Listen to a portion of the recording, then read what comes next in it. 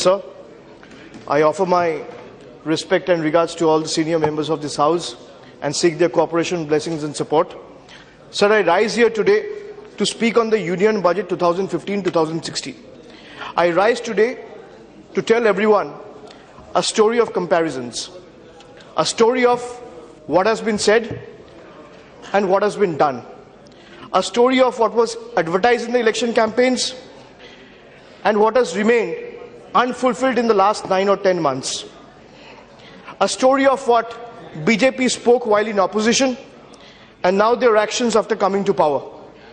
So it's a very simple theme. What was said and what has been done. And let me give you 10 examples. Let me start with my first example. Let's start with federalism. What was said? In quotes, the Congress-led UPA government destroys India's federal democratic structure. Sharing and caring in federalism is a must for a strong India. When was this said? In the year of 2012. Who said it? The then Chief Minister of the state of Gujarat and the current Prime Minister of the country, Mr. Narendra Modi. What has been done? They talk about increased devolution to the states. This is just a mere exaggeration. The share of the gross receipts to the state last year was 61.88 paisa to the rupee. This year, it's 62 to the rupee. So it's a mere 0.12 paisa increase. The same BJP who made hollow promises about federalism now have delinked 8 schemes from the central funding. And that includes imperative schemes like modernization of the police forces, backward region grants fund, export infrastructure, Krishi Vikas Yojana, and there are many more. Yes, that's also one of them. I said there are many more. So the government talk about, and they spoke about actist in the budget. So it shouldn't have been actist, it should have been bluffist. Because looking at the number, or you don't have to look at the fine print to realize that there is actually no extra funds for states like West Bengal and Bihar. So may I ask the government with all humility, dignity and respect that the founding fathers of the constitution did not perceive the budget just as a wish list. Where are the hard numbers, I would like to know. Where is the provision for your budget for any kind of money for states like Bihar and West Bengal? Why are your allotments being cut down for the social sectors and for key social sectors? I am registering my protest from this August House. In a year from now, the people of Bengal and the people of Bihar will also register their protest in form of ballots. I am doing it in this special building today. They will do it in the form of ballots. So let me give you one example. What they said and what they do. The government with bandwagon started this Beti Bachao, Beti Padhao. This closely resembles the Kanyashri scheme of West Bengal, which was started by the Honorable Chief Minister of the state, Ms. Mamta Banerjee.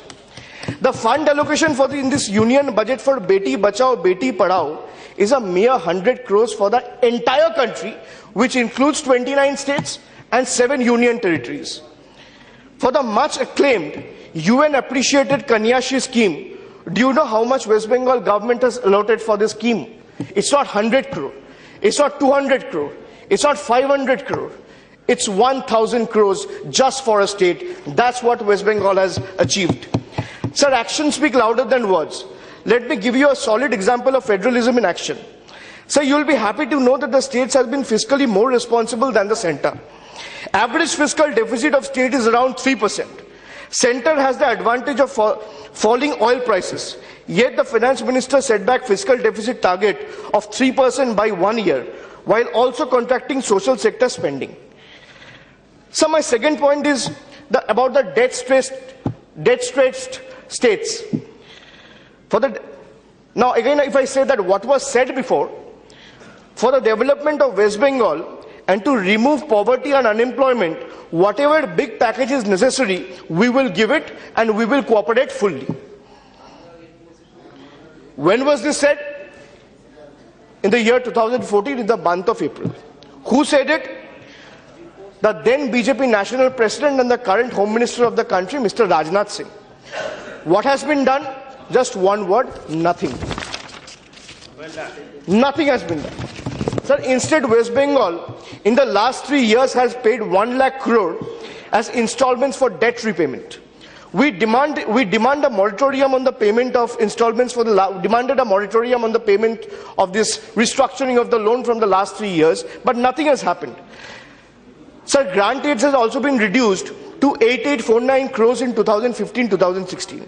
And there are 716 panchayat in the state of West Bengal, which are still completely unbanked.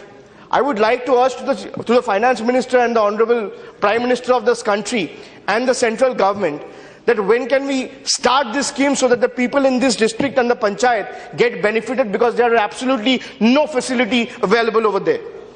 Now my third point is black money. What was said and what has been done. If our party forms a government at the center, it would bring back all the black money stashed in foreign banks within 150 days. The money brought back would be spent on the welfare of the schemes and for the poor people of the country. Who said this? Again the Home Minister of the country and then National President of the Bharatiya Janata Party, Mr. Rajnath Singh. And what has been done? So the government has not made any progress in bringing back black money. This government is also speaking in the same language, that of UPA 2 on the issue. In fact, sir, even the motion of thanks on the President address now has a mention of the failure of this government to bring back black money from the foreign countries. Whenever they are being asked when is it coming back, they said it's on the way. I am wondering whether it's coming by companies like Blue Dart, FedEx, or for that matter DHL or First Flight. Who is bringing that the money? Can we have the trackment or shipment number so that we as Indians can track it and get to know when are the people of the country actually getting that 15 lakhs for the welfare of them and their family? So this is why our chairperson, Ms. Mamta Banerjee, has been demanding electoral reforms. Because we at Trinamool Congress have always believed that black money leads to money power. And so money power has led to muscle power. And muscle power and money power together is a poisonous, potent and lethal mix in a parliamentary democracy, that too especially in the world's largest democracy. That is why we have always demanded electoral reforms. We did not hear a single word on electoral reforms in this budget. Electoral reforms are the need of the hour in the country. State-funded elections are a necessity for weeding out corruption in the vibrant democracy. So my fourth point is taxation. Taxation is the fourth issue and the most imperative one, I believe. So what was said, if I say, you have decided that every society decides to tax people who earn. So you tax people for what they earn. You have now decided to tax people for what they spend. Who said this? The Honorable Finance Minister of this country in the year 2013. And what has been done now? So the service tax is actually being increased from 12.36 to 14%. And this is one of the most important taxes of the country, which will actually affect the lifestyle of the poor people, which will actually make the essential commodities and the services more expensive. So social sector indicators are my fifth point. This has very little to offer, especially to the sectors which needed some help. First they put economy in distress and then they come with some cosmetic changes. This is juggling. Who said this? Again the Finance Minister in the year 2013. And what has been done? So the social sector indicator of the government, the social sector indicators of this government are poor. Now if I give you some facts and figures, that the housing and the urban poverty alleviation, the decrease has been 35% in allocation. After adjusting for inflation, expenditure for rural development and WCD is in fact less than previous budgets. So school education, there is a decrease of 1.7%. Environment, forest, climate change, there is a decrease of 11.1%. Water resource, there is a decrease of 42%. New and renewable energy, there is a decrease of 68.3%. So they started with bandwagon, that they have opened few crores bank accounts as a part of the Jan Dhan Yojana scheme. So let me tell you, and let me tell the people of the country the truth about Jan Dhan Yojana. The truth is, we don't care whether it's crores or lakhs, whether it's millions or billions that the bank accounts have been opened. The fact is 98% of those accounts have zero balance in reality. That is the failure of central government and this NDA government.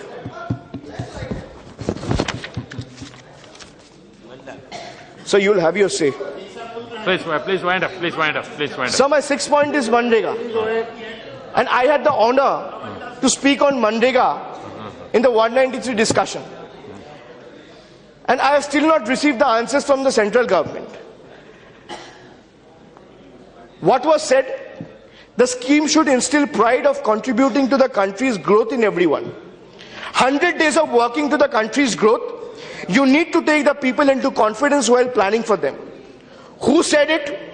The Chief Minister of Gujarat in the year 2013, who is the current Prime Minister of the country.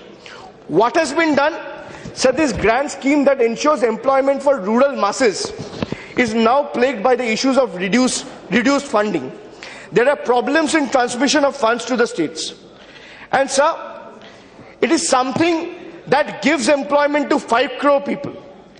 The government talks about Mahatma Gandhi's ideologies and principles. They have used Mahatma Gandhi's spectacles rims in one of their advertising campaigns of Swachh Bharat. But unfortunately, this government has not lived up to the values and expectations of the great Mahatma Gandhi. They have not championed, they have failed to champion to the ideals and values and principles and morals of the father of the nation. That is again another failure. And when the finance minister says that if the expenditure or the revenue of the country goes up, we'll think of adding another 5,000 crores to this scheme, it is something I as an Indian is extremely ashamed of. So 7th point, women empowerment. What was said? The empowerment of women is an important precondition for the development of humanity. So when was this said? In the year 2013. Who said this? Again the Chief Minister of Gujarat in 2013 and the current Prime Minister, Mr. Narendra Modi. And what has been done? So Nirbhaya fund, increased to 1,000 crore, has remained unspent till now. Who is going to spend and how? I would like to know from this government as a member of this August House. The Ministry of Women and Child Development has proposed to set up 660 rape crisis centers across the country. The number has been reduced to 36. And PMO, the Prime Minister Office, has given a statement saying this is a waste of money. So what times are we living in?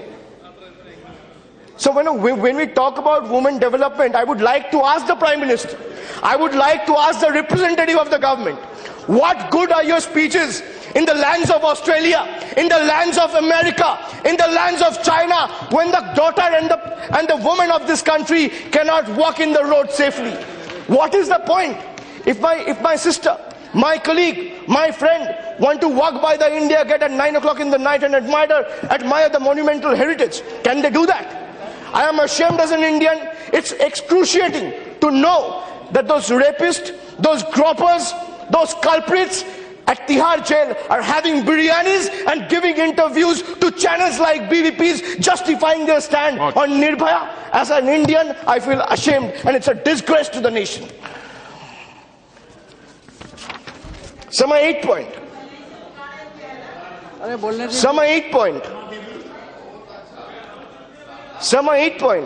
And let me tell you another thing you are talking. The national average for women in terms of reservation is 11%. Mamata Banerjee is the only leader in the country who has made it 35%. Because out of 46 MPs, including Lok Sabha, Rajya Sabha, and 34 MPs in Lok Sabha, we have 12 women MPs in the House. This is something we feel proud of. And let me talk about children, sir. My 8th point. Sir, India is a youthful nation. If you are determined, nothing can stop you from determining your dreams. Who said this? The Honorable Prime Minister in the year 2014, before the elections. So what has been done? In the budget, the finance minister slashed the allocation of ICDS by 50%. And 1 in every 3 children in India, our country, is malnourished. Infant mortality and maternal mortality is high as sub-Saharan countries. 50% of students in class 5 are unable to read a class 2 level text. Concern for social sector is just in words, not in action. So promises made but not delivered. If we talk about the infrastructure development, what was said, आपने पिछले वर्ष प्रधानमंत्री ग्राम सड़क योजना के लिए 20,699 करोड़ रुपए रखे. And how much did you spend? How much did you spend? Out of those 20,699 crores, you've only been able to spend 8,100 crores. These are the infrastructure programs. One is the rural infrastructure and other is the highways and national infrastructure. This was asked to the UPA government by the Honorable Finance Minister of the country, Shri Arun Jaitley ji. What has been done? Allocation for National Livelihood Mission has been decreased by 12%. In spite of all the talk over river development, drinking water, renewable energy and helping the Northeast, budgetary support has been cut. For water resources, river development and Ganga rejuvenation, allocation is down by 80%. For drinking water and sanitation under the state's plan, it's down by 60%. 35% increase to road transport and highways, but the allocation of the Pradhan Mantri Gram Sadak Yojana has fallen. Bengal, as a matter of fact, is still being owed 3,000 crores as a part of Pradhan Mantri Gram Sadak Yojana. Bengal, as a matter of fact, is still being owed 1,000 crore as a part of 100 days work, and still we are number 1 at what we do. So let me just conclude by saying what Mr. Rajnath Singh ji said in March 2004, just before the Lok Sabha election was held, that the finance minister's vote on account was nothing but a failed attempt to gloss over the failures of the government. This tendency of taking hurried decisions without consulting major stakeholders increases uncertainty. So, sir, I have presented few examples of what the BJP government has said when it was in opposition and what it did today when it came to the hem of affairs. So it's just misguiding and misleading people in the promises of Achhe Din. I just only want to say there's a huge gap between what they have said and what they have done. And budget, I as a common man or a fellow Indian or a citizen of India, I know that the general budget is something that the entire country always look up to. The budget is generally termed as the annual financial statement, according to the Article 112 of the Constitution of India. And if we term that AF, annual financial statement, as AFC or use it as an acronym, I have derived of a new meaning after seeing this budget or watching this budget or hearing this budget. AFS doesn't stand for annual financial statement, it stands for absolute fictitious statement. What I believe is that this government doesn't know what they are doing and continuously misleading the people. It's like the government is like it's trying to find a black cat in a dark road, in a dark night, which is not there. So I would like to rest my case and leave it to that and leave it to your judgment for that. Thank you very much, sir. Thank you.